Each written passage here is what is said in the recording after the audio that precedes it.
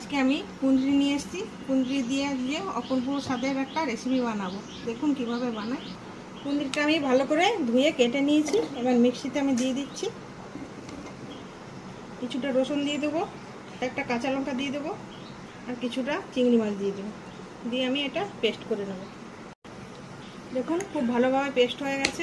কিছুটা আমি তেল দিয়ে দিচ্ছি, সামান্য কালো জিরে দিয়েছি। এবার কুচানো পেঁয়াজটা দিয়ে দেবো। পেঁয়াজটা ভাজা হয়ে গেছে। এবার কুঁদরির পেস্টটা আমি দিয়ে দিচ্ছি। এবার হলুদের গুঁড়ো দেবো, লঙ্কার গুঁড়ো, আপনারা ঝালটা পরিমাণ মতন দিবেন, নুন দিয়ে দেবো।